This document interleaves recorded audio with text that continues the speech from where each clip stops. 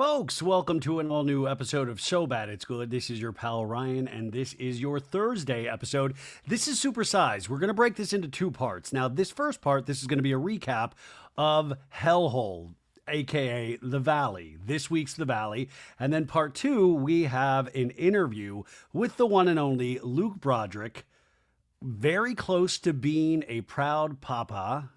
And also we'll be joined by Fortune Feemster for just a quick, I think it's 15 minutes. She has a partnership with Greenies, the amazing dog treat that's good for dogs' teeth. So you'll hear that on part two, but let's get into this recap. How are you guys doing? Are you good? It's crazy. It's been a very busy week. I hope it's been a good week for you. I went and supported my friend Mercedes Javid. She was showing a home for the agency. She works at the agency, and went and supported her and just got back, and it was a good time.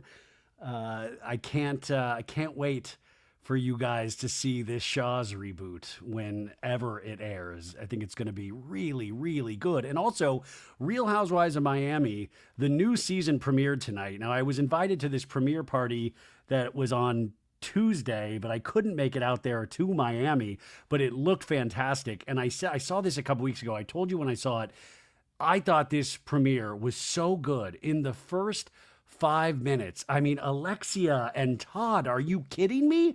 Are you kidding me? We're going to have to talk more about this at another time. But it was so good. There were so many little instances that I just thought were fantastic, and it was giving so much. So if you have not hopped aboard the Miami bandwagon, hop on board. This was a great premiere, and I'm just curious if they can keep this up all season long. But I was like, Alexia and Todd are splitting up, and then she's like, no, we're still cool. Like, what are you talking about? Get away. Get away. This dude moved out while Alexia was gone. Her son was there. I mean, it's so gross. And then she takes this dude back. Are you kidding me? As Marisol says, what's good for the whole is sometimes not good for the soul. I was like, is that Shakespeare? It's a very powerful quote by Marisol tonight. So many little moments in that. Did you see also at Lisa Hochstein's party? Oh my God, when Lisa Hochstein said she was getting back with Lenny, and then she was like, psych. I thought that was hysterical. But at Lisa's dude's like birthday party or whatever party that was, when all the guys went in the back room for AC and then shut the door. What is AC code for? That was super weird. I don't know. I thought it was a great premiere. I hope you guys enjoyed it, and I hope you'll give it a chance if you have not watched it yet, or if you even haven't watched Miami up to this point. People always ask me recommendations of like, oh, can I jump right in? I don't know.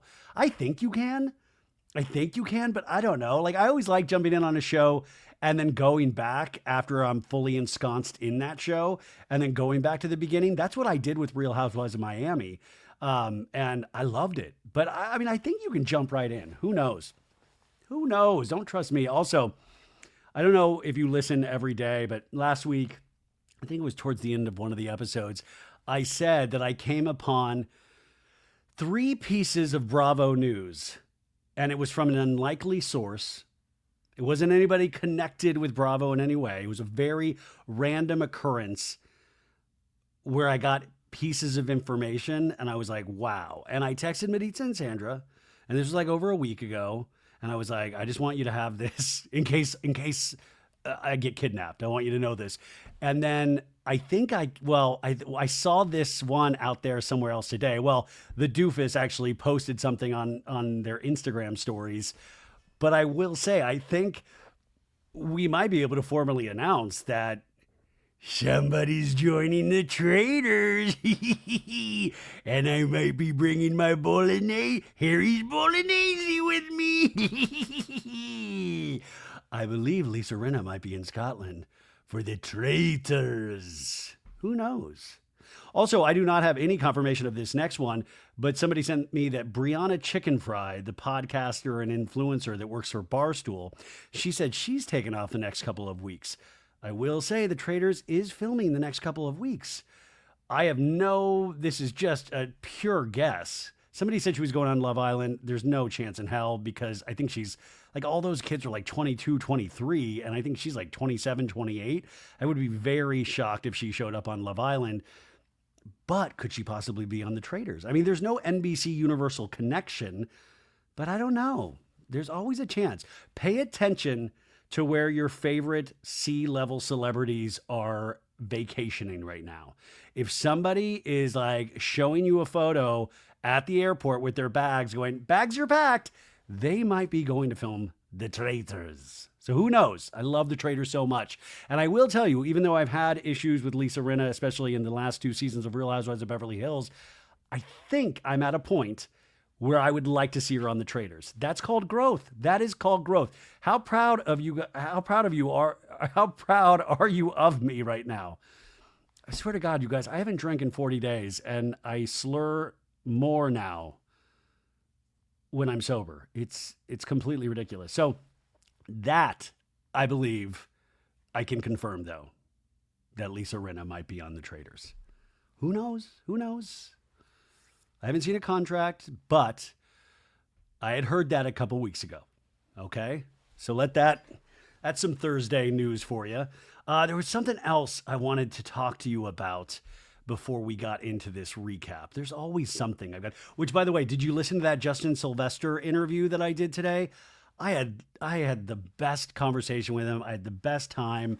You know, it's like we talk about Bravo so much, but when you can just talk about like a mix of pop culture and Bravo with somebody that you've never had a real like hour-long conversation with about all that stuff, it is just, I mean, and you can tell he's just so ready. Like there are certain podcast guests, they are just ready to go. And there's just such a good flow. And that's what I felt like with that Justin Sylvester. So check it out if you haven't. It was yesterday's episode. You can also watch it on YouTube. Thank you for everybody who subscribed to the YouTube channel. I really appreciate it. We have a lot of great stuff next week. Doug Buden is coming back to the show, which is very exciting.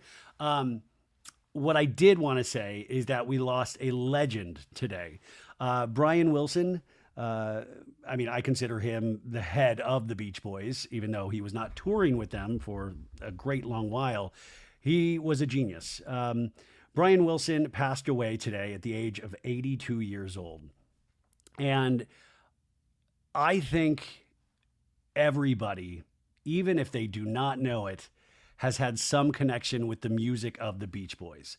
Now, they started off as like a boy band, kind of like a surf rock, California Girls, all of that stuff. And then Brian Wilson was such a genius. He had something so wonderful in his mind about the music that he was creating in there. And the progression, if you listen to the Beach Boys music from when they started, and then you realize, oh, this guy has something. And he started pushing the Beach Boys in these weird directions.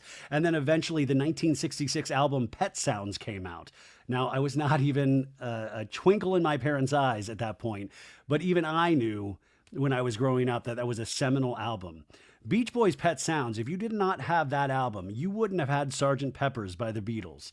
You know, Pet Sounds came out and it was the album that the Stones and the Beatles, they were like, what the hell is this band doing? Oh my God, they've just raised the bar so high. And I re-listened to Pet Sounds today while I was working. And there is just so much beauty on that album. And there's so much beauty in so many of Brian Wilson's compositions. Love and Mercy, it's a beautiful song, which also, the movie about his life is called Love and Mercy as well, with Paul Dano playing a young Brian Wilson and John Cusack playing an older Brian Wilson. And Brian Wilson, he obviously dealt with some really serious mental issues.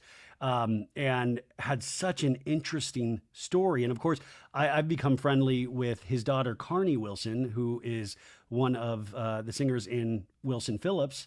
And Carney Wilson is just, she's an amazing person, an amazing soul. And I've only known her, about a year and a half now, or however long I've been over there at Jeff's. And she always has some little piece of information that I take with me on my day.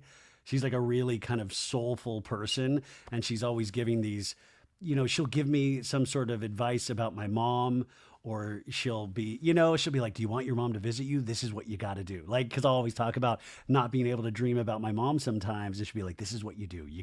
And she'll tell me these little words of wisdom. And with Carney, you always believe it. She speaks with this kind of gentle authority, if that makes sense. And I'm wishing Carney and her entire family, just that this whole process is gentle on them. But back to Brian Wilson. I grew up with the Beach Boys music because of my dad. He would play it, right?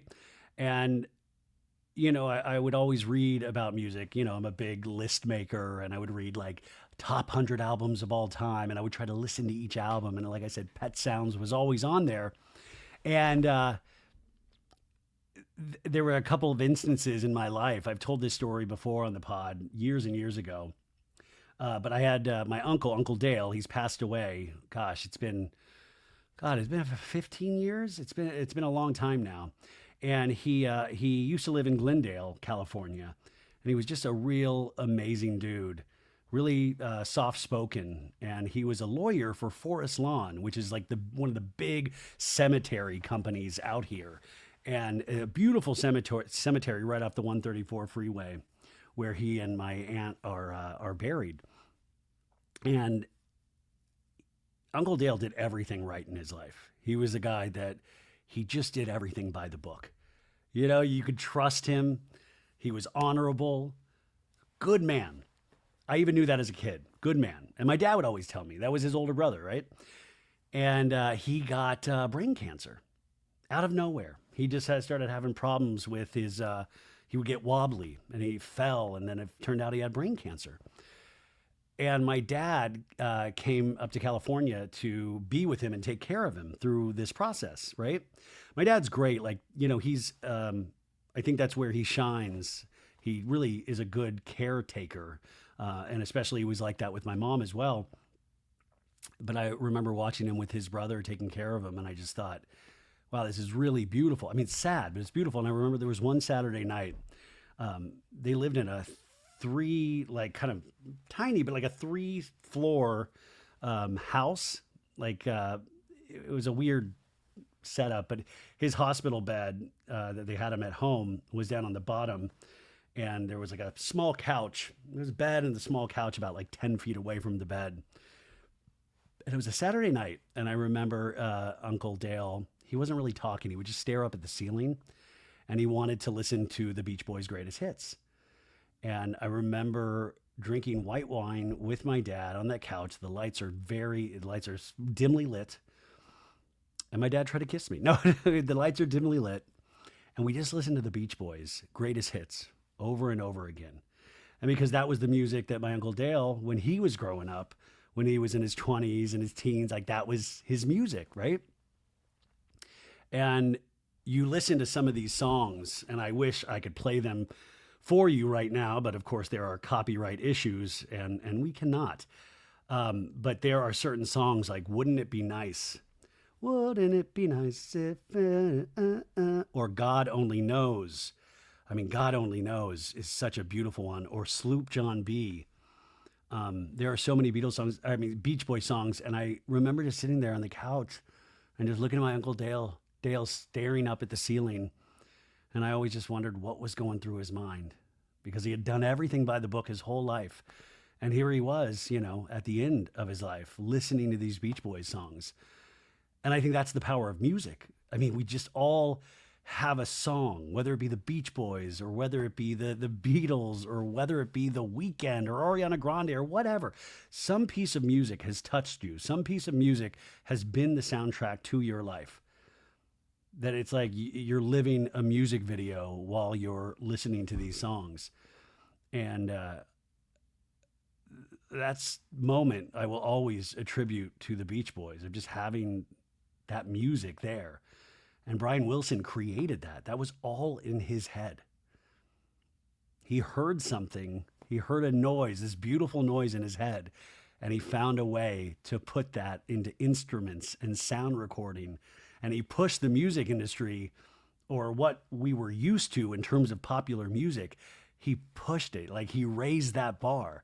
And I just think that is so incredible, and what a life. So sadly enough, this recap of the Valley is dedicated to Brian Wilson. How about that? All right. Works his whole life, makes some amazing music, and now we're going to talk about Jax Taylor in honor of him, right? Another genius, Jax Taylor. But I did want to bring that up to you. It happened today, and I was texting with my dad about it. And I've just been thinking about it all day and listening to that music. And it was so weird. Me and Rebecca, I think I told you, maybe I told the Patreon, is that last Friday night we played like Spotify roulette, where we were just playing songs on Spotify. And I was dipping into some Beach Boys. And they were just randomly. I was like, oh, let's listen to some Beach Boys. And I think that means I'm psychic. Who knows? But anyways, Brian Wilson, what an artist. Okay, enough of sadness. Let's be angry. Let's be angry talking about The Valley. I mean, this show is so messed up and jumbled in these weird, beautiful ways. Yeah, I said beautiful. Like, it just doesn't make any sense at all. And I've been thinking about this for the last couple of weeks. This is the first reality show where no single cast member is aspirational. And I argue with myself in my head because I'm not that confident of a person. So I'm like, well, maybe it's just you. Maybe you're getting older. All of these things are true. But then I was like, who out there wants to be Brittany? Who out there wants to be Jax? Who out there wants to be Janet? Who out there wants to be Danny? Who out there wants to be Michelle? Who out there wants to be Lala? There is wall to wall. And not that like I was sitting there wanting to be Tom Sandoval in Vanderpump Rules. But I think it was like, I watched this show and I was like, well, usually there's somebody that you just root for. And here it's really hard, right? There are aspects of each one of these characters that I really like. And I'm going by what this 43-minute show shows us. I'm not going by like podcasts and all of I'm just going by what they show us. Is that who are we supposed to root for? I mean, we know, obviously, not Jax. We know that. But there's also some things where you're not like, Brittany, obviously, I root for Brittany, but definitely you would not aspire to be Brittany. Also, I still hold this to be true. And one of these days, I'm going to go back and prove this. Brittany's accent has gotten stronger. When she first came on Vanderpump Rules, it was nowhere near this strong. Was she masking her accent? Like, she had the accent, but nowhere near. Did it get stronger over the years? Did she get more confident and it came out? How is it this strong? I don't think she's from Kentucky. I'll say it right now. I think she's British. And I'm going to prove. No, this is a wild episode. It's a wild episode because we're packing up Jax's stuff. Everywhere we change the location of Jax's Studio City to Britt's Studio City. And then at the end of this episode, we have Jesse Lally going, how much can you do? How much more can you do to the poor man, Britt? How are you doing this much to him? Please relent. He's like, I'm going to win. He's not going to beat me. I'm going to win. But I love Jesse Lally of all people going, come on, take it easy on the guy. He's potentially at a fake rehab facility sending weird Blair Witch type messages on a weird white wall.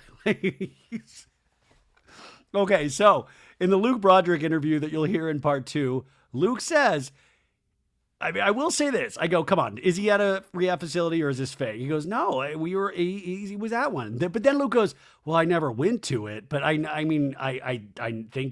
he was. Luke was like, no, he's definitely was at one. But then he was like, well, I didn't drop him off there. But this has to be, okay? This has to be. But even in the information we find out at the beginning, because last week's episode we ended with, Jax's blood pressure is through the roof. They're taking him to the hospital, and all of a sudden Jax had bugs in the house so he could hear what they were talking about. The producer seemed scared because he was like, Jax just texted me. How does he know I'm here? I'm like, you're in charge. Why are you scared of Jax? Shouldn't the producers be in control of this situation? We've got a Hurricane Jax coming in. We've got to man the doors. It was really frightening. That was the moment I got frightened last week when the producer got scared. I was like, nobody's in charge of this guy? Jax is just potentially roaming the streets and he's bugged the house. Everybody's like, what did I do to deserve this? What did I do? Oh. My Brittany is it's getting weirder. I don't know if something's changing my voice. I don't know if I hit puberty all of a sudden, but it's just turned into guttural,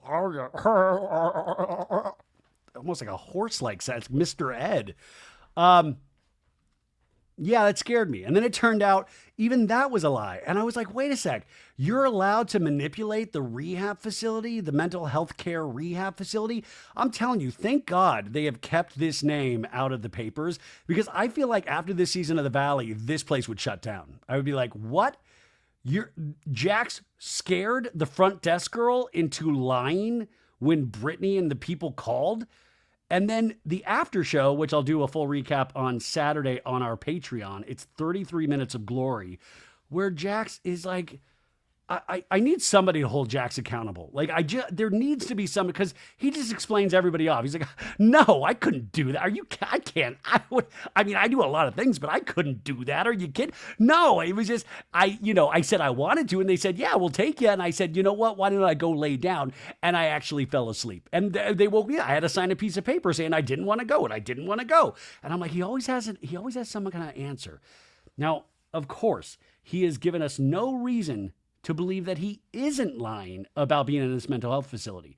But I do know that production wanted him there. I know Jason dropped him off. This has to be true.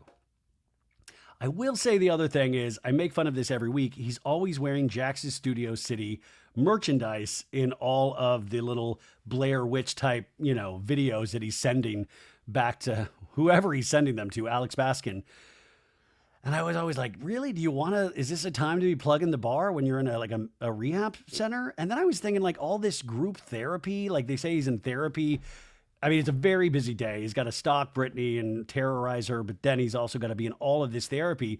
Does it ever trigger anybody in rehab that he's like wearing something promoting alcohol? Like, I was like, is that weird for anybody else? Like, could you turn your hat around? It's triggering me. It's a free country. Jackson Studio City is where you can get the best Mama's beer cheese. I don't know. And then this Danny Darko stuff, we have this at the very end as well. I told Luke, listen, I think it's horrific what Danny did, like grabbing Nia's girlfriend's ass and saying, go get daddy a drink. That is all horrendous. And it seems like he was blackout, right? And yes, conventional wisdom would say you would not drink again in front of any of these people. You might not even just drink again in your life if that's the kind of behavior you were, that was inspired by your drinking. But I did not see what Janet and Jason were hopping on at the end of this episode, where they're like, there he goes, Danny Darko. And is it Dark Side Danny or is it Danny Darko? I feel like we keep switching up the moniker. I was like, we need to get on the, merchandise can only sell one name. We need one name. Is it Dark Side Danny or is it Danny Darko? And I just didn't say it. I didn't see it. But also I will say, if I was in that situation and, people are talking shit to my face, I think I would have a problem with it as well. I think I would be like, why do you keep talking about me? And also it's like, why do you keep talking about me when Jax is literally, we could go to his mental health facility and like, that's who we need to yell at. That's who we need to question. Danny Darko is small potatoes at this point. It's a mess, folks. Zero aspirational people in this show. Maybe one day they will get aspirational. They have not gotten there yet. And then we'll get to the scene where when they're so messy, is that we bring in Michelle's boyfriend, the hot honey man. Was his name Aaron? They bring in this girl that Aaron dated like a couple times or dated at 2 separate times. And they bring her to Doute's party and then introduce her to Jesse Lally. And Jesse's like, interesting. If I keep finding out information like this, I'll continue to remain divorced from Michelle. I will not be going back to Michelle at all with this info. I'm like, what are we trying? Like, where are we going with this? But like, if we're bringing in people from the past, like if I was that cast, I would be scared of everybody. I said to Luke in the interview, I said, is there anybody from your past that they're going to bring in to the Valley? What is in your closet? They are going to scour the world to find, they're going to just shock everybody. But now we've got somebody from Hot Honey Man's, like one of his exes we're bringing on the show. Do we even need this content? And then Zach, there are storylines that have like kind of seemingly been dropped along the way. Like what happened to Zach and Benji? Benji, his boyfriend, was like still married and they were going to be boyfriends. And Zach asked Benji to move in with him. And he was like, yeah. And then all of a sudden we just like, I mean, we kind of mentioned Benji here and there, but I thought Benji was going to be a bigger part of this season. My favorite show on TV, right? It's my favorite show it's this and Just Like That. My favorite shows on TV are this and Just Like That. I need to get the name of that mental health facility. I think I'm going to check in next week. By the way, it seems like I could still do my podcast there. I could talk. I could make all the personal phone calls. I can go out and run errands. Jax was like spending more time at home, at his own home that he's not paying for because of tax issues when he was in the mental health facility than probably when he was at, like, he's spending a lot of time at home. And Brittany was like, well, you got to come home and you got to clothes because they don't do laundry there. This mental health facility place doesn't even have like laundry and dry, like washer and dryers. I mean, something is not adding up. Like I said, I think he was there, but like maybe he just went for the cheap option and they don't throw in like washer and dryers. I'm so lost, folks, just in life in general. This is season 2, episode 9. It's called When One Door Forecloses. I see what you did there, title maker. It's because Jack said his house was in foreclosure, which turned out to be a lie. Well, kind of a lie. It would have been foreclosure, but Brittany had to save him with the money. There are just so many lies going back and forth that we're not even keeping count. Like, he's desensitized us to all of these lies that we're forgetting lies from like last season, from 2013 onwards. Like you can't keep up with the lies and then you just end up giving up because you do not have enough time in the day, right? You've got things to do that you can't. And there's got to be some smart person out there that's made some sort of spreadsheet. There's got to be. I know some of you people, you love to dig into people's lives. There's got to be somebody out there. So the description the cable company gives us says, Kristen and Luke's housewarming takes a turn. That makes it sound like there's a death there. The body is found in the guest bedroom. It also says Danny is accused of overindulging again. Danny's accused of, you've overindulged, sir. And it's going to stop tonight. So they show clips from, the season. And remember, we're still dealing with the Jason potentially took off his ring at some point, even though this story is just as confusing as Jax's rehab. And that was brought up allegedly by Doute / Jasmine. And then it's only been a week. I feel like this scene has lived in my memory for the last year, but Scheana admitted to anal gone wrong and needing Preparation H. Shout out to my friends at Preparation H. They reached out to me. They're sending me stuff. They saw me talk about them. The power of podcasting and social media. By the way, too, I said this that I thought, I was like, well, I don't have anal. Sorry to be so graphic, you guys. If the kids are listening, I'm so sorry. I don't have anal and I'm not pregnant. So I was like, can I use Preparation H? And then Maritza said I could put it under my eyes. And then people said, don't put it under your eyes. That's horrible for you. So I'm like, what am I supposed to use the Preparation H for? Don't send me a bunch of messages telling me how to use, well, you need to jam it up your butthole. No, just anyways, Preparation H, my friends there. Thank you. So that got revealed last week, which was like that was so out of left field. Scheana and Lala are back again this week. And then we end on this montage of clips, the very last scene where Brittany's like, what did I do to deserve this? What did I do to deserve this? And it's such a jarring jump cut from that. And she's like almost crying. And then the Valley theme song of I'm all right. Everything is all right. It's like all upbeat. It goes from like, what do I do to deserve this? Everything is all right. Even the band, whoever sings that is like, dude, please, nothing is all right. Please take this off. And as we always do every week, we're not going to do to this degree, but just since it's Thursday and I need to get my yayas out, I need to be goofy and silly. And maybe you can be goofy and silly with me on this one. Always. This is the unofficial theme song to The Valley. It's Raise Your Glass. Let's do it one more time with feeling. Whoa! Do you hear that?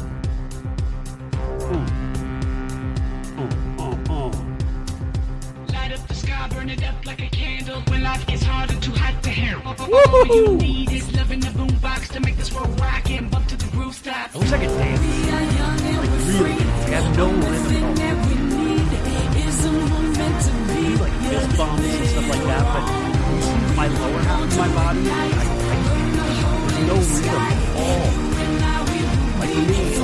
not a grower, and there's no motion in the ocean. Woo! Everything is all right. We need a mashup.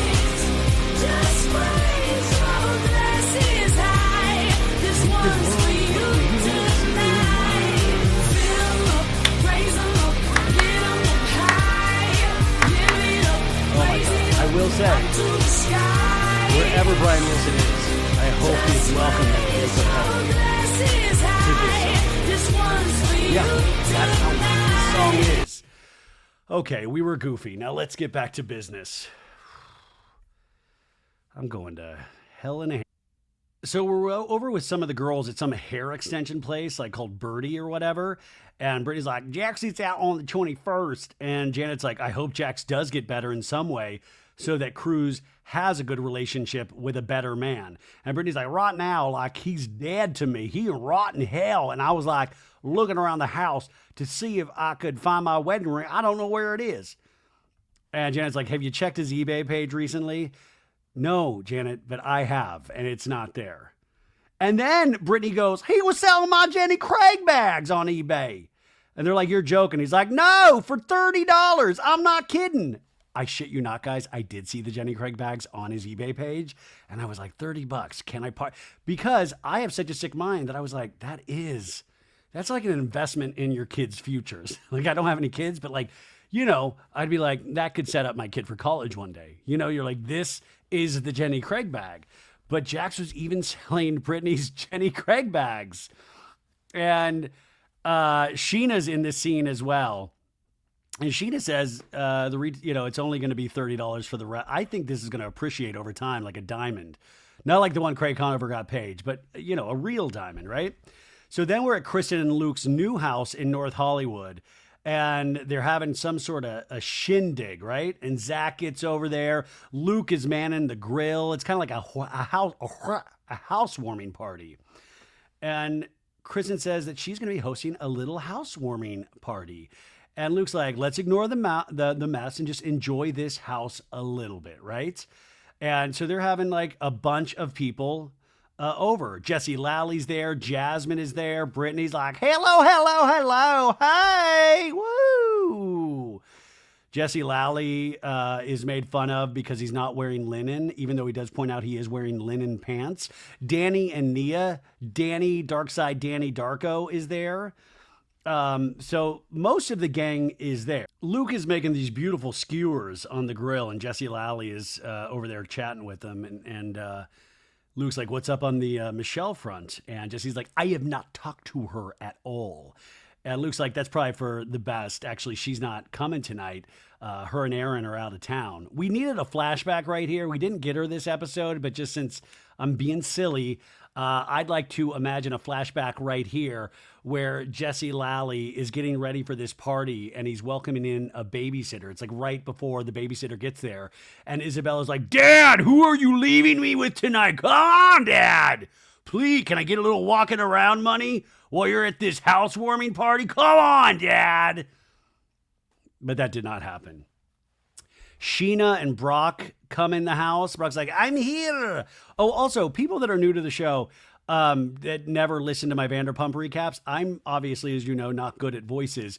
So my Brock is like an Irish leprechaun. It's me, Brock. And I know that he's like Kiwi. It sounds nothing like Brock. So just know that I'm aware. People are seriously, I get concerned DMs sometimes. That's why I don't open a majority of my DMs, because there are people are like, is that what you think he sounds like? And I'm like, no, of course I don't think he sounds like that.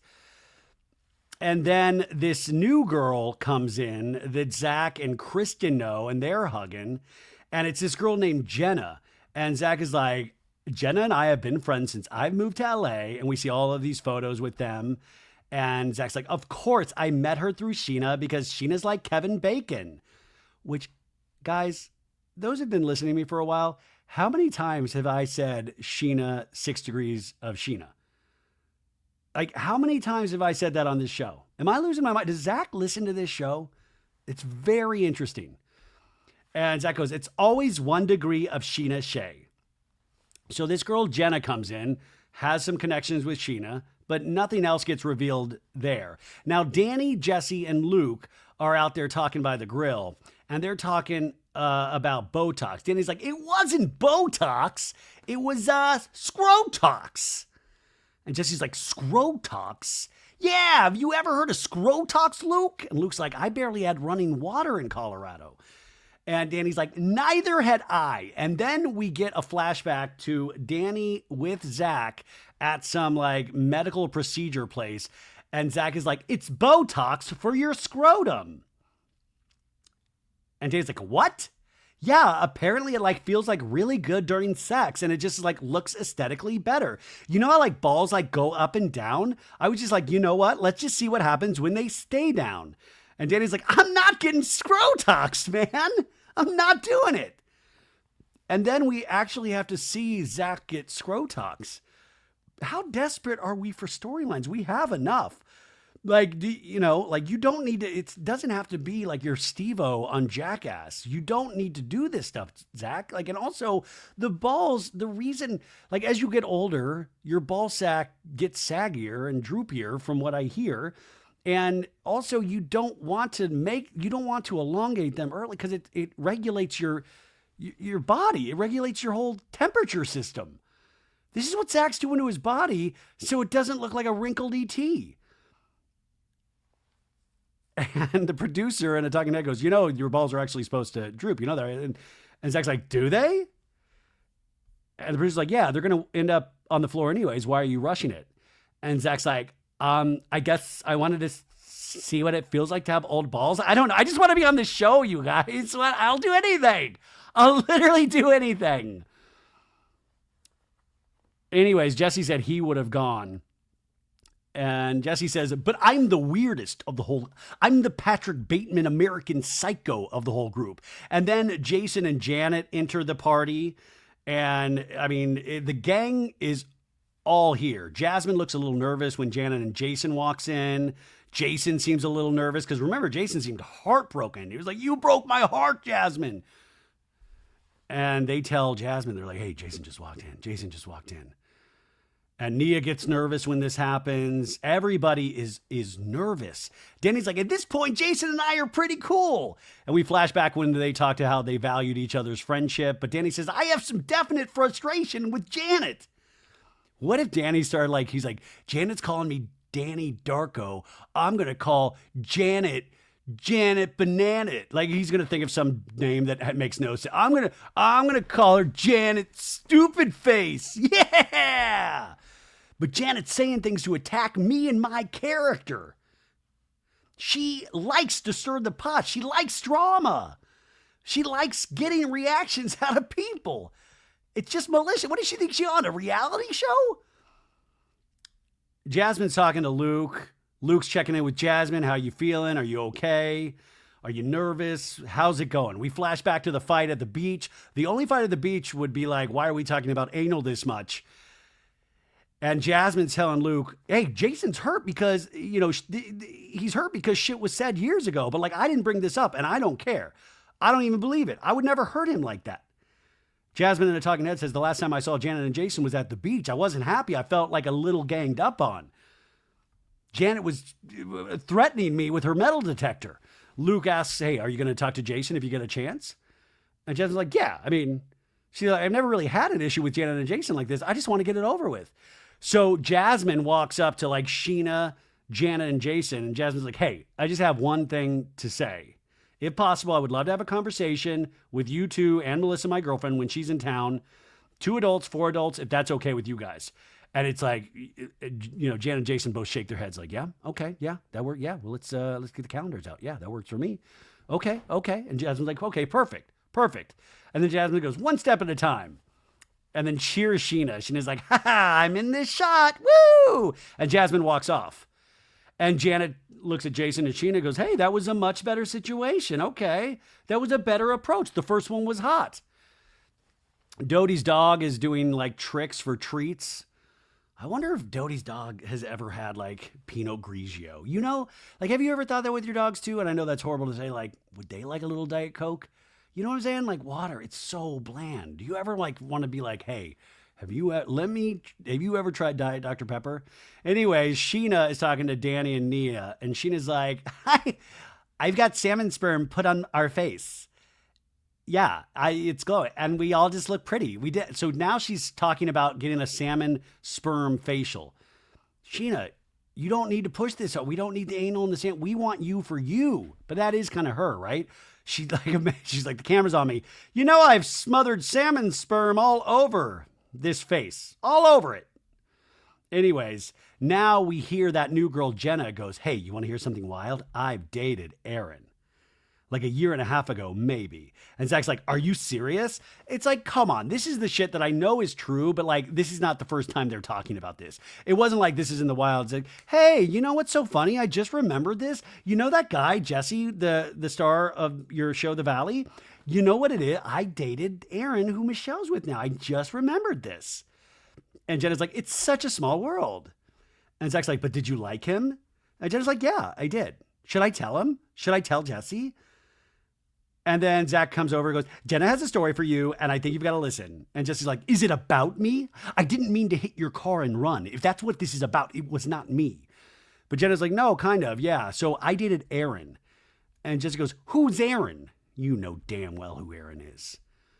And Jenna's like, "Michelle's boyfriend." "Oh, that guy. How long ago was that?" Jesse's trying to play it cool. "Oh, interesting. I've heard of this gentleman."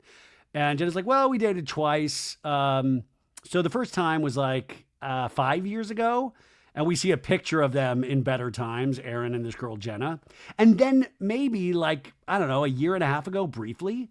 And Jesse goes, "Interesting. I had heard that like a year and a half ago, Michelle and him were together." And Jenna goes, "Oh, wow. So I guess I'm officially joining the cast of The Valley." Jesse goes, "I'm still putting the clues together, but Michelle and I are not in a good spot right now." "Yeah, I mean, it seems like you guys are separated and living completely separate lives. Yeah, not a good spot. So I'm trying to figure it out." In a talking head, Jesse goes, 6 months ago, Super Bowl Sunday, let me paint you a picture. Luke comes up to me and says, 'Hey, I heard a story that Michelle was seeing a guy while you were married. She couldn't get a hold of him. She stopped by his house and caught him with another girl. Is Jenna the girl?' Jesse tells Jenna, 'The whole reason I found out about them was friend of Jack's ran into them at a bar in West Hollywood before anybody knew that we were separated. So it was like a big, like, why is Jesse's wife kissing a guy at a bar in West Hollywood?' In a talking head, he says, 'I have always been convinced that Aaron is the guy, if not one of multiple guys, because I've tried to spread the rumor that she is a high-class prostitute. Michelle cheated on me with multiple suitors. So this Jenna story starts to line up with this imaginary timeline I have in my head.' Jenna tells Jesse, 'Oh, wow, this is like a real weird full circle moment. Yeah, this is like the circle of life in it.' Jesse looks like he has like a full boner at this point. He's like, 'What are the odds? This is crazy. Kiss me.' And then Luke is talking to Danny, Darky Danny, in the other room. He's like, 'Hey, I need to sit down with you and Nia to figure out this trip. And because with this move with Kristen and everything, like, you know, it's just, I'm in over my head at the moment.' Luke says, 'Kristen's very difficult to surprise, and I am setting up a trip to propose to her in Hawaii.' He tells Danny, 'I just don't want to fuck it up. I want her to be surprised.' And Danny's like, I know. I don't want her to see it coming. Luke says, 'Kristen is very good at uncovering the truth. See Vanderpump Rules seasons 1 through 8. Danny says, 'Whatever you want me to do, I am there for it, unless it involves getting Scrotox, because I care about you guys that much.' Luke says, 'So we just have to keep Detective Doute off the case.' Detective Doute is never off the case. Detective Doute clocks in. And I told Luke in this interview, which you'll hear, you think you fooled her. Doute was on to you the whole time. She knew 10 steps ahead before you were getting engaged.' And then Danny and Luke actually do a very manly, beautiful bro hug. It's like, 'I love you, bro. I love you.' Danny's like, 'Let's get back out to this party.' And then Luke says, 'Yeah, we don't want to have anybody get suspicious.' And Danny goes, 'Suspicious of what?' Which sounded like Sutton in that Beverly Hills episode of like, jealous of what? Jealous of what? You ugly little pants, I say. So they go back out to the party. This party is hot, you guys. Great housewarming party. Nia's like, hey, we got to go. I told the babysitter 11. It's 10:46. But nothing's mentioned about anything. Danny is drunk tonight, so that is a step in the right direction, right? Danny's leaving, so we are safe from Janet accusing Danny of anything. Everybody seems like they're having a good time. But we were almost safe, because then Brittany was like, I gotta tell you something. Last night, Jax came home for the mail, you know that? And he had like uncovered all the cameras again and stuff.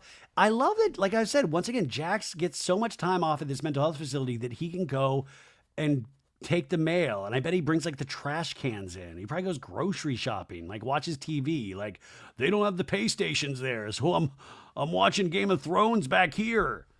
But Brittany's like, he had uncovered all the cameras and stuff, and then me and my mom were like covering them back up, and he knew I was going to be FaceTiming with Jenny, the producer. Oh, sorry, Jenny, I think is his sister. And we flash back to that scene where she's FaceTiming with Jax's sister, and Brittany's like, they asked the actual therapist who like goes around places with him. That's a full-time job. She said that he made the girl who answers the phone cry because he told her if anybody calls to lie and act like he's on his way to urgent care, and she was sobbing, crying, he made her like feel like she had to tell people that. And so the therapist had to tell the truth that he never went to the hospital. I love that Jax is inspiring whole institutions to like bend their policies. Like he's like, it's better if you do it my way. You will lie. You do it for me now. This just makes no sense. And Janet's like, he manipulated the front desk person to say he was having a medical emergency. And Janet's like, game recognizes game. Janet's like, one day I will be at that level. Jax is there. Janet wants to be a cross between the ability to convince people to do things like Jax and the overall reality show capabilities of Kristen Doute. Brittany, the talking head, goes, I know for a fact Jax is putting out a completely different story, and he wants to sugarcoat everything and make things look better than they are whenever I'm going through hell. She tells him, and also he wrote me this like really long email, and he's told me that the house is in foreclosure. He could like actually ruin my chances of ever buying another home or anything. And Jason's like, yeah, you wouldn't be able to get another mortgage again. And Brittany's like, yeah, because my name is on it just as much as his is. And Janet goes, yeah, you would lose all the money. And yeah, I'd lose all the money I put down. The equity that we put in. And Janet's like, does he not realize that's like damaging to Cruz? Oh, that's what I said, Janet. But he also said, we're splitting the podcast 50-50. I'll do 1 week, you do the next. And then Jason goes, that's so disappointing after what he was saying 2 days ago. And we flash back to that FaceTime conversation with Jax having with Jason. Jax is like, Brittany and I have a very successful podcast. I talked to my manager, and she just gets the full amount until we pay off what needs to be paid off. So Jason's sitting there going, damn it, I've been fooled once again. Last week, Jasmine, this week, Jax. Brittany goes, if he doesn't fix this, Jenny goes, lawyer. I am ready to fight. I am. Brittany going to fight. So our next scene is Michelle walks into Lala's house. Lala's back, you guys. We're over at Lala's house. And Michelle goes, you're a disaster, Lala. You're a disaster. No, she goes, Isabella's, she always asks questions.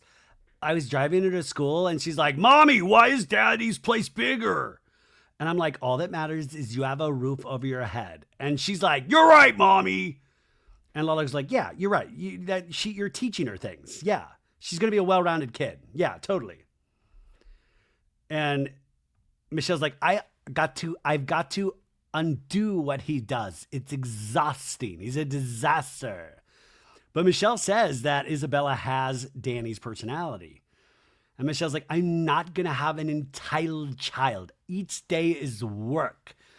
And Lala says that's the hardest part about co-parenting, which, by the way, Lala doesn't do much in this scene but listen. But I was like, man, this would be a great time where I would love to know some details about Randall. And I don't think she's permitted to talk about Randall. But my God, she has a wealth of information she's sitting on. I will say, no offense to Lala, but she was not needed in this scene. This could have been with anybody. It felt like a way to get Lala in, right? Because I was just like, well, why can't Michelle have this one-on-one with Janet? Why can't Michelle have this one-on-one with Jasmine? But the Lala, it felt like it was shoehorned in, right? So they get to chatting and talk about how Jesse, she noticed, like, in retrospect, how he was always rude to people, and Lala kind of agrees with that, very entitled. And then they get to actually this very sad story about Michelle's mom, and that she was diagnosed with stage 4 colon cancer. And, she did her first treatment of chemo, Michelle says, and it did not work. So then she's in her second treatment. But the problem is it's kind of everywhere now, Michelle says. And, Michelle's getting obviously emotional and says it's just killing her from the inside out. I don't think I have much longer with her, Michelle says. And she says in a talking head, it's very hard for her because her mom is her best friend and the one who supports her the most. This is something that your heart goes out to her. Just period. This just cancer. God. I think we are so divided as a country, but the one thing I think we can all agree on is fuck cancer. Like, thank God. It's like the one thing. There's nobody out there going, well, I think you should listen to, come on, cancer isn't all bad. You don't see the side of cancer. Like, no, we can all say that as a society. Fuck cancer. It's brutal. It's going to affect each and every one of us, whether you're going to have it or somebody in your family, your friend. It will affect all of us. And it's just so damn sad. And the way that it does, it eats away at you. My mom, the first chemo didn't work. The second chemo didn't work. Or you'd see small signs. And it's heavy shit. So my heart goes out to Michelle. And I don't know. I'm so scared to look into Google how her mom is doing because I know this was filmed a long time ago, right? That scene was so sad that I almost wanted them to jump cut to the Valley theme song of like, everything is all right. Okay, so now we cut to El Compadre. El Compadre is one of my favorite restaurants ever since I moved to Los Angeles. I still go there. I can't go there now because of my health journey for a long while, but I've gone there a couple times this year. My dad loves this place. We all love this place. And now the Valley has ruined it. But it's amazing. They have the best flaming margaritas, great food, nice guacamole with like the soft, crunchy tortilla chips. It is so damn good. Oh my God. I'm just thinking about the eating. So Janet and Jason are meeting Jasmine and Melissa for a tete-a-tete, and everybody looks real hesitant and worried. And Jason points out on a talking head, he's had a friendship with Jasmine for 8 years. He sits in front of her and he's like, I'm not 100% sure what happened, to be honest. It's almost like we signed up to be on a reality show. Drinks are delivered. It's quiet. We see the flaming margaritas. And Jason says, hey, we're both pretty confused about a lot of stuff. Janet looks like a wounded puppy in this scene. She's like, really, sad. Jason says, when we first learned about stuff, it was at Brittany's pool party. And Kristen came over and said, Jasmine said that you take your ring off when you go out or something like that. And when I first heard it, it was such an out of left field, like jarring comment that I'm like, that doesn't make any sense. I don't take my ring off. That I was kind of like, wait, I don't really understand this. Like, what was said? Why did Jasmine say this? And then why would she tell Kristen, who like was not in a good place at all with Janet? Was there anything that I've said so far that is inaccurate? This guy dismantling arguments through his lawyer wisdom. He's like, okay, anybody else? Anything inaccurate so far before I move on? And Jasmine goes, yeah, because I never told Kristen. I never talked about this. I never repeated it. Jason goes, at the party, I could have sworn that you said that Kristen did say that you told her. Thank God this was filmed. We flash back to that. We see Luke repeat it. And then Jasmine comes into the scene and goes, well, I heard this like 2 years ago. And then Janet says, and you said that to Kristen. And Jasmine goes, yes. We flash forward to the El Compadre and Jasmine says, well, me and her never had a conversation about you guys in a ring or nothing. And Janet says, well, she came to us and said, Jasmine said this. And then we're like, okay. And that's why I was like, Jasmine's my friend, call her in this conversation. And Jasmine goes, we never talked about any of that. The footage tells the opposite. Like this is what I'm like, guys, we have Jax already to deal with in his lies. Can we just have some brutal honesty at this point? I love Jasmine. I really do. I think she's awesome as a character on The Valley. But she did say in that scene that I just repeated, I'm not making it up, that she did tell Kristen. Kristen didn't pull this out of thin air. I mean, are we blaming this on Zach next episode? But Janet in this scene accepts that, even though they saw that they lived that scene. And Janet goes, but she did blame you. At the end of the day, this conversation is not focused on he said this. Melissa says, we're here to squash things with you guys. I'm like, wait, no. I know we want to squash things, but let's get, like, Jasmine, just admit that you told a little lie right there. Or tell us what the deal is, because you are supposed to be a reliable narrator. You're supposed to be a character that we can trust. And now, to me, that proves that you did lie. Melissa says, I promise you, wherever the rumor started from, it was not us who originated it. What? I'm so fucking confused. Like, it works out in my head the way Jasmine said. If you heard it from Jason's friend, you heard it, you didn't believe it, but you did tell Kristen. That's it. And now they're like, no, we never originated the rumor. Jenna goes, okay, I believe you. I appreciate that. I trust and I believe you guys truly. I know you guys are good people. By the way, even if they did do that, it doesn't mean they're bad people. But also, Janet's like, I totally believe you, because at the end of the day, I want to dislike Kristen Doute still. Jason goes, there is another part that's really still bugging me, is that at the beach, Scheana talked about anal a lot. No, he goes, at the beach, it seemed like you had some really deep-seated resentment towards Janet.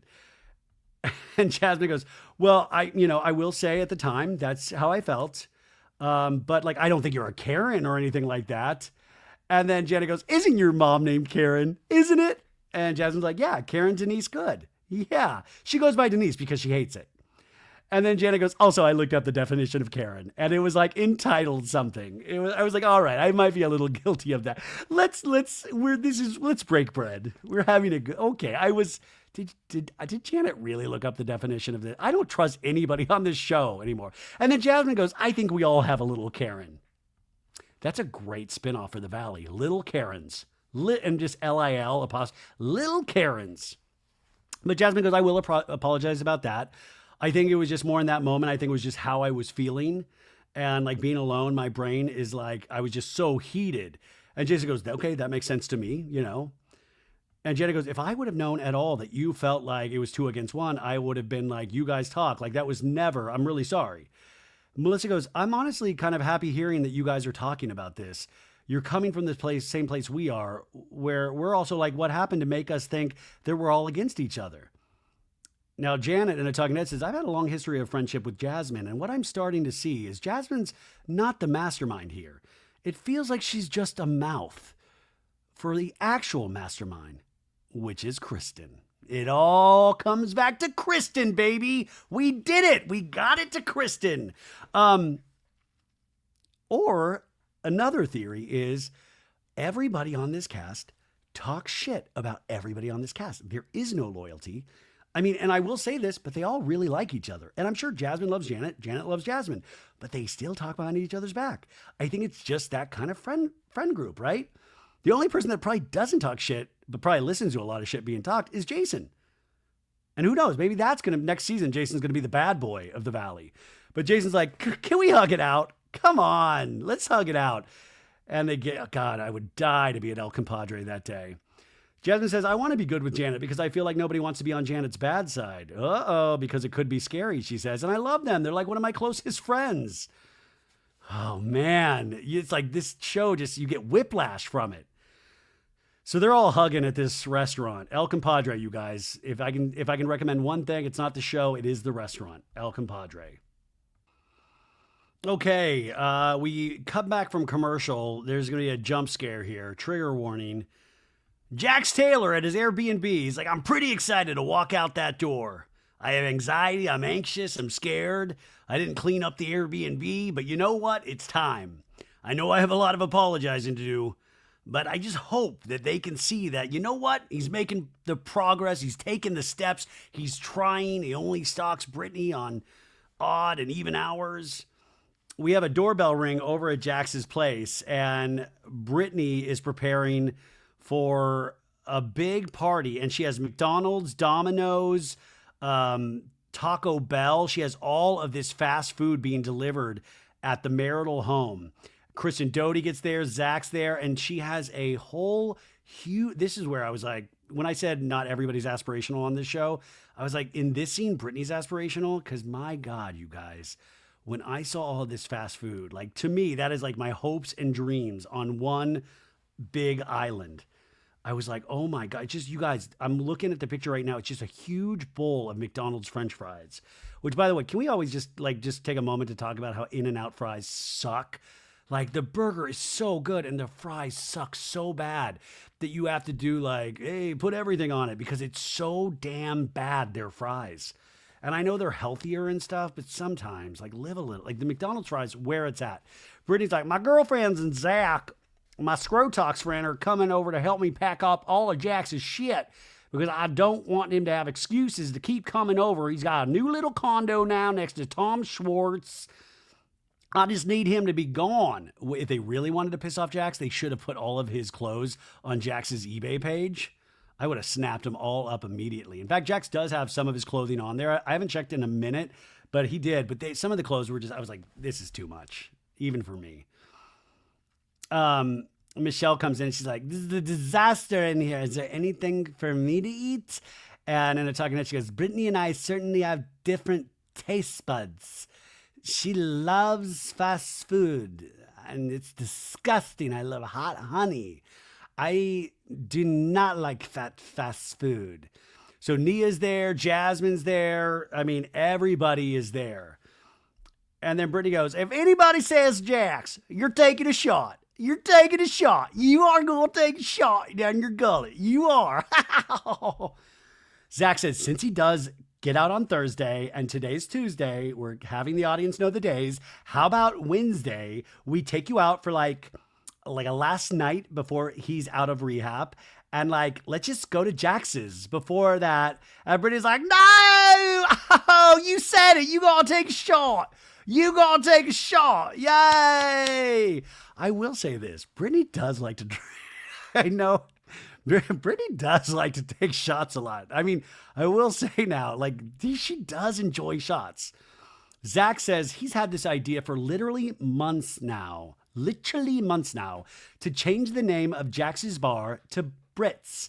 I will say this is another weird occurrence. The day it was announced about Brittany and Jax getting separated, I have a meme on my page that crossed out Jax's name on the Jax's Saloon logo, and I put Brits. Or I put Brittany, I think, and I misspelled Brittany accidentally. Anyways, Zach, in a flashback, is talking about transforming Jax's bar to Brittany's bar for just one night. Because Zach wants Brittany to know that we support her, we love her, and we're in this together.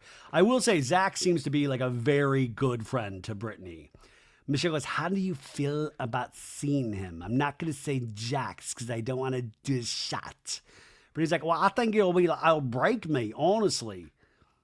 You know, he does, you know, you guys know, I really actually love him. Like he can like bring me back in a lot of the times, but I feel like I'm being so strong and I can't do that.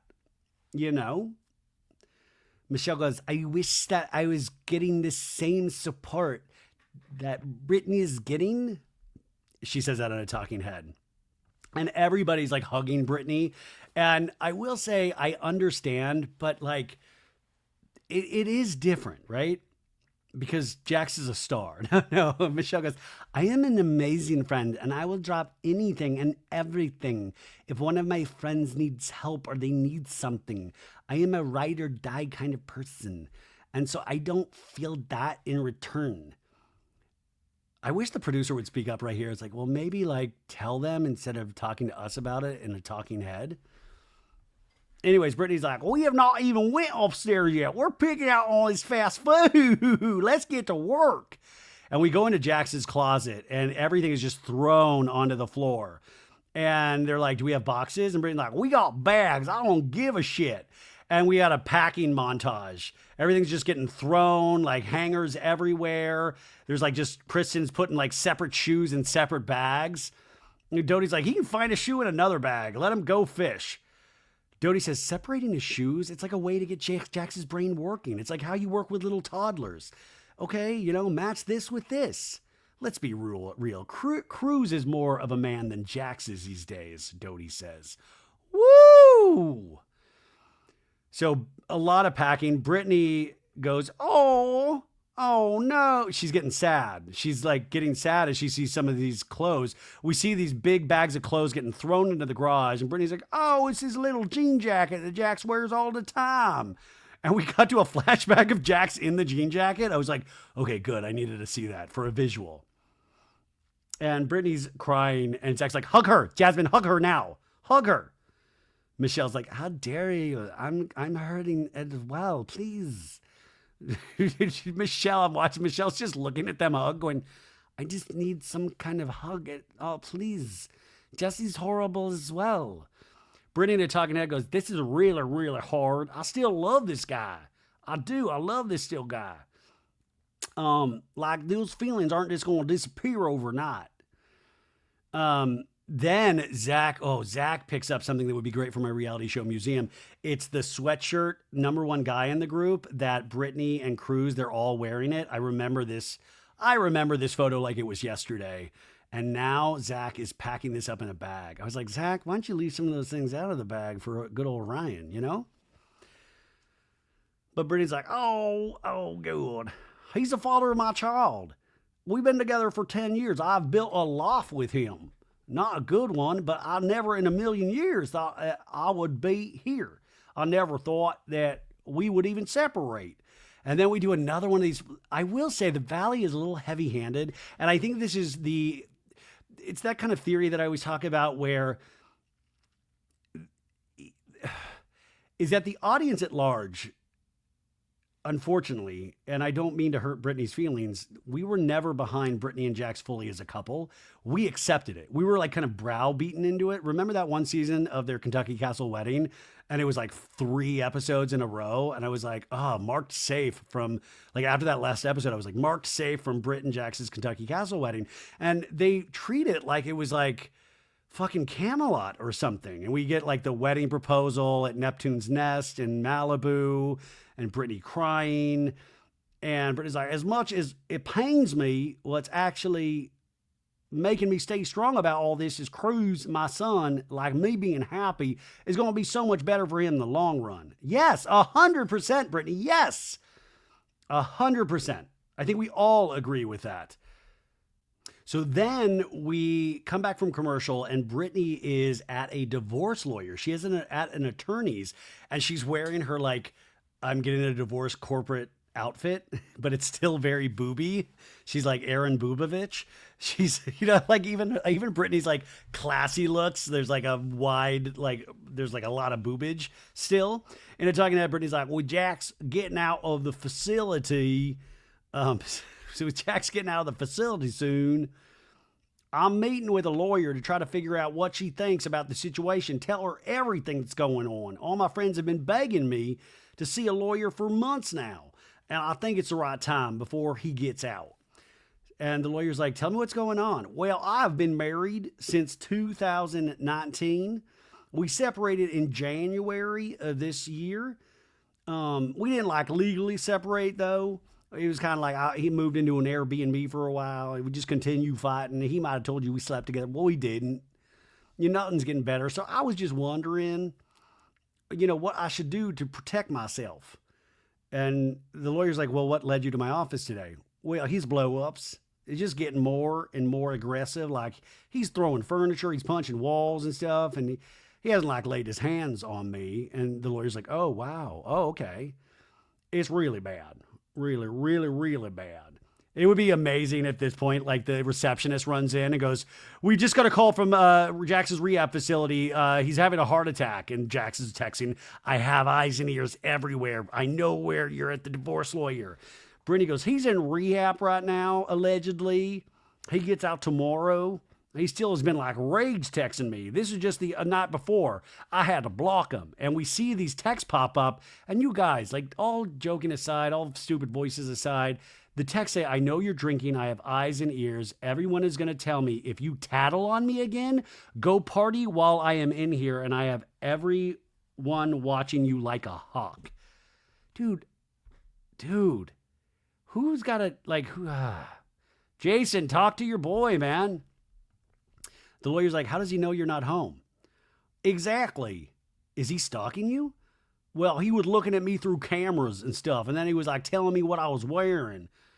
And the lawyer goes, that's concerning. Yeah, the lawyer's like, I don't like that. Yeah, And then the lawyer goes, this is a lot of text messages. And Brittany's like, yeah. And the lawyer goes, he's obsessed. Yeah, he is obsessed, lawyer lady. And the lawyer's like, it's not healthy for you. I wish the lawyer looked up at the camera like Jim Halpert from The Office going like, you guys seeing this? This is fucking not good. You guys work with this guy? The lawyer's like, he really needs to control himself. This is not good. And she goes, you do have a child together. We do. We have a son together. We own a home together. He stopped paying our mortgage whenever I moved out. I didn't know that. Lawyer says, did you have any conversations before you moved out in January about who was going to pay what and how much and how long? Well, he's always paid the mortgage, and I always paid all the bills. He was so far behind in his taxes before we got married. I think it was like $1.2 million behind, something crazy. He was going to go to jail if I didn't like allow him to put it on our house, if that makes sense. The lawyer goes, oh my goodness. The lawyer is getting like, the lawyer's like, is this worth it for me? You can see the lawyer's fear level just ramping up like, oh my goodness. Our mortgage went from like $8,000 to like, it's like at $17,000 right now because of his arrears and stuff. The lawyer says again, oh, wow. And they even went into my bank account. They took $100,000 out of my bank account. That's a lot of Jenny Craig bags just because I was married to him. Just because she was married to Jax Taylor, the government went in there and did that. The lawyer goes, that's not okay. He got a lease at a condo with this rapscallion Tom Schwartz without telling me as well. And now moving forward, he wants me to take over the house like completely. The lawyer goes, at that point, you're going to start paying the mortgage all on your own? And she's like, yeah. And continue to pay all the other expenses you've been paying? So what will his contribution be financially? And Brittany's like, that's why I need help. Because I literally pay for everything for my son. Never asked him to pay anything because he was taking care of the mortgage the whole time, I thought. The lawyer's like, he definitely has a problem and this is not normal. Finally, we have somebody legal. Like, yes, it is not normal. Stop gas. This is not normal. Because in the after show, Brittany's like, come on, everybody's done this. Come on. Brittany goes, I'm kind of scared right now. I'm scared too. Lawyer says, let's file for divorce sooner rather than later, just because it will let him understand that his marriage is over, right? And Brittany goes, I didn't come into this meeting thinking I was going to file for divorce, but this is making me realize that, wow, this is bad, and I need to get out of this. So she says, be the first one filing, Brittany. You be the petitioner, and that would be a tiny bit, of interest. But she said, I'm scared. He's so all over the place. I never know what he's going to throw at me. I mean, could I start the filing process today? And she's like, yeah, I could prepare the petition today and I can go ahead and file today or first thing tomorrow. She says, I'm just so terrified that I'm going to allow him to slowly make his way back into my life. So I really need to go and just rip the Band-Aid off, get the process started and never look back. And so we see Brittany sign the papers and, that's a wild moment. But she says she knows that this is the right next step to do. And she goes, I can't believe I'm not crying. This is crazy. And the lawyer's like, you know why? Because you're ready. You are ready.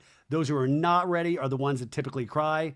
I think you've got a good 7-8 months to process all this. And I think having gone through all the ugly stuff you've gone through, it's like, this is what you want. Don't worry, Brittany. I'm sure you have a lot of ugly stuff to look forward to. So Brittany is ready. She is done. And I think she feels good about this decision. So now we're at Brits. They've converted Jax's, saloon to Brits, and they've put like a haphazard little Brit sign over Jax's saloon. They've taken a lot of like Kinko's, like they printed up a lot of pictures of Brittany and just kind of like, taped it to the other pictures. That poor lady working the FedEx Kinko's that day when they came in, like, We need all of these pictures printed out of Brittany. So they've done a good job. Zach says in a talking head, which I agree with that. This was very funny. He was like, oh, people are going to say like, oh, he's in a mental health facility. He's so fragile. This man is not fragile. And I was like, yeah, don't you see through this. Come on. Now, all the gang showing up, Danny, Nia, everybody there, and Jesse Lally, he's the one that's like, I don't think this is cool. In a talking head, he goes, Jason thinking Jax might think this is funny is probably like me thinking Michelle would think it was funny that I called her an escort. And then we flash back to that scene again of like, she's an escort, so that's fine. I am the mother of your fucking child. Unfortunately, that didn't resonate well. So Brittany's not there yet. It's going to be a big surprise. Doute's driving her over. And Doute's like, we're going to have an amazing fun night, Brittany. I'm very proud of you. I'm very proud of you for going to see a divorce lawyer today. And she goes, I filed. And Doute's like, you did? I did. And she's like, I know. And they hug. And she's like, I'm proud of you. Isn't it funny how life works? At one point, Doute and Jax were on a Tom Sandoval's couch watching Drive. And then all this, like, life has so many twists and turns. Here we are in a car where Doute is hugging Brittany after Brittany says she filed for divorce from Jax. Whoa, so much can happen in one lifetime. Brittany goes, I started kind of feeling guilty afterwards. I was like, oh my God, is it bad that I'm filing the day before he leaves rehab? And Doute goes, that's on him though. He's had many, many, many years to go to therapy on his own, to try anything, the bare minimum. And he didn't. And Brittany's like, well, let's not tell everybody tonight. Obviously, don't say anything. And Doute is right though, right? And he had every opportunity, even in that mental health facility, to not be rage texting Brittany like he is, to not be still pulling the same Jax tricks, you know? And that's why I'm like, this mental health facility, like rethink your phone, rethink all of your policies. My God. Anyways, they're almost there. Zach's getting everybody ready to be surprised. It's Brittany's. Brittany's like, I don't want control of this bar. No. Okay, so Brittany's like walking up to the bar and she's like giggling. Oh, I have some shots. And then she sees the sign. She's like, shut the fuck up. Shut up. Wait, does that say Brits? And Doute's like, welcome to your bar, my love. I don't want this bar. No. But she's loving it. Poor Michelle's in there like, I want somebody to make a bar that says Michelle's. Jesus. It's a disaster. So everybody's like, oh my God, surprise, Brits. And it's like a big Brits lit up. And Brittany's like, oh my God, yay, woo. And everybody's happy. There's laughter. There's cheer. It's this is like the last night anybody will be able to be happy after Jax gets out, right? Everybody has shirts on that says Brits. Oh my God, that's got to be worth some money. Brittany goes, oh, this is great as not ever. All my friends know much how I've been going through and actually how much work I put into this bar. So to see that they changed it to Brits and like did all this for me just to make me have a good night before Jax gets out tomorrow, I think it's amazing. Like, I've got the best friends. Michelle has no friends.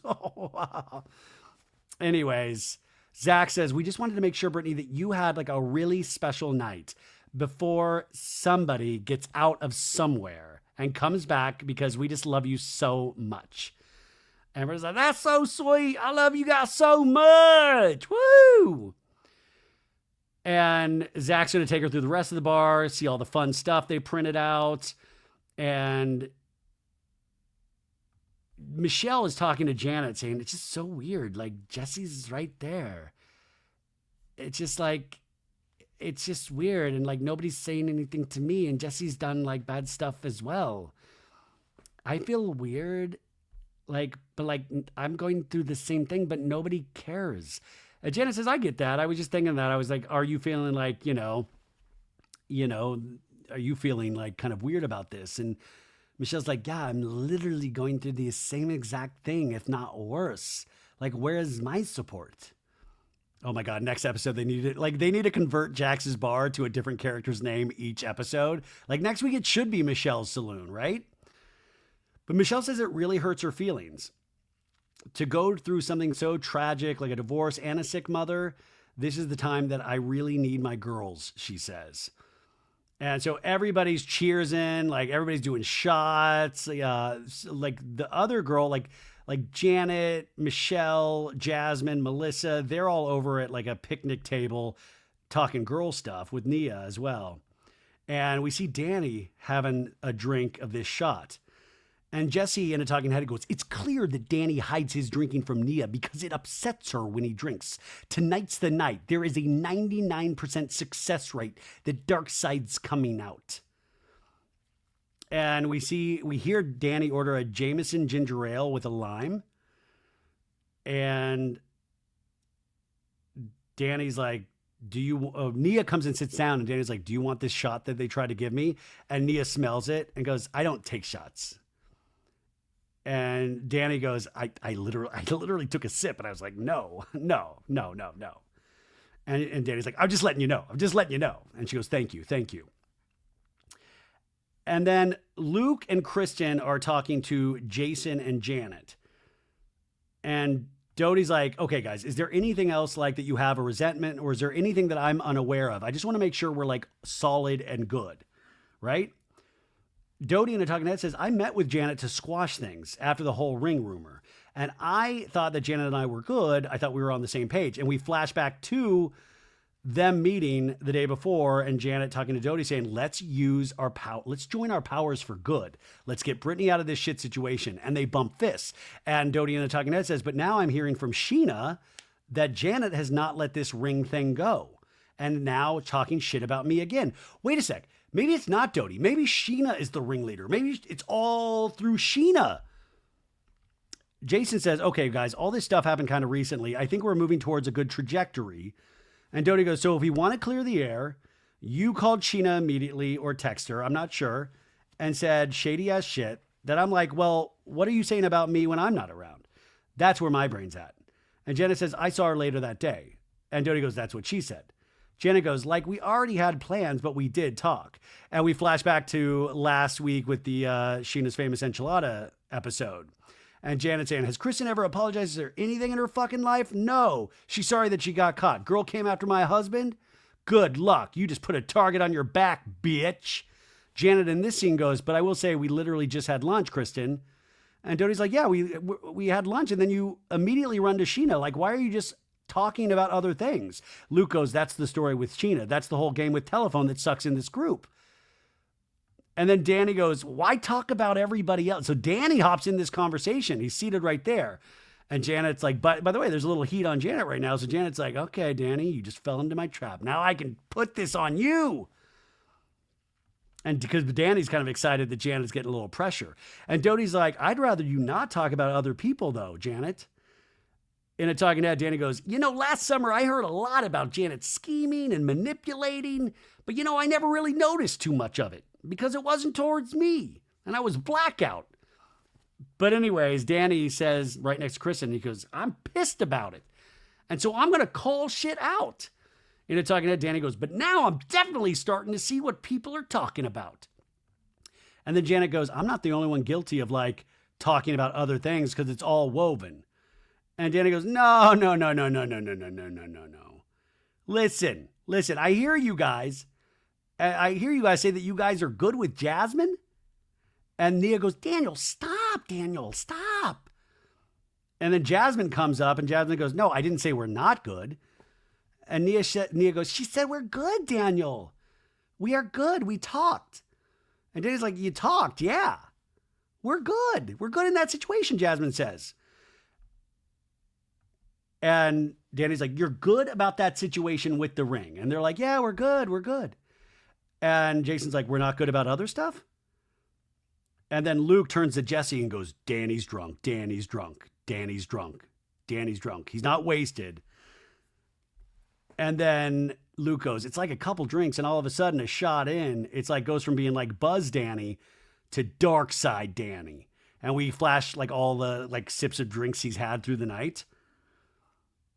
And Daniel's like, Janet, you have brought things up and used Jasmine's name and said, Jasmine said this and Jasmine said that.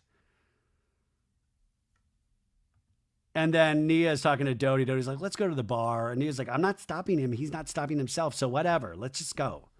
I can't control him. Janet at a talking head goes, it's very clear what's happening. Danny is wasted, jumping in a conversation he would never jump in soberly.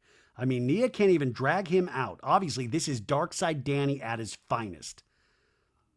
And then Jason goes, Danny, just relax for a bit because this is not going to go. And then Danny's like, wow. And Jason's like, it's not going to go how you think it's going to go.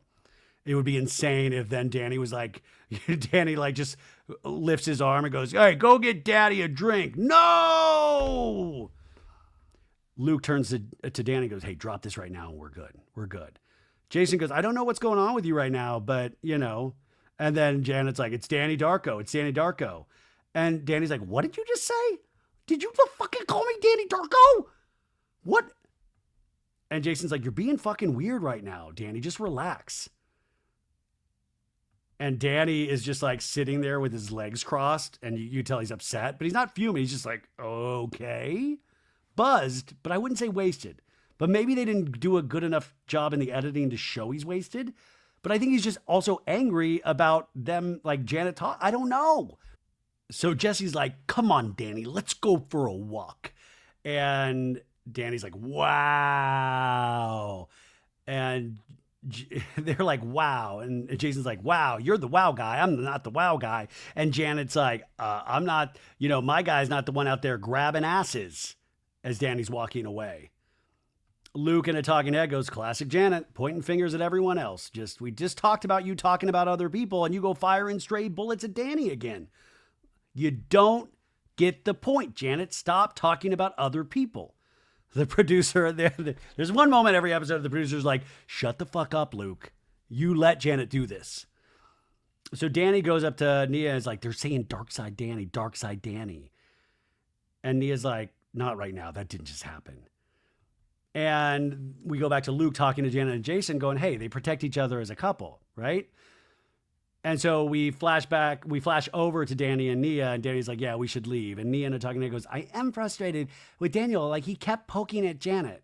I am frustrated. I'm frustrated, as Lisa Barlow would say.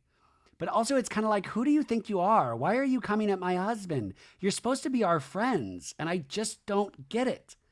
I don't know why she needs to continue to come at Daniel or us.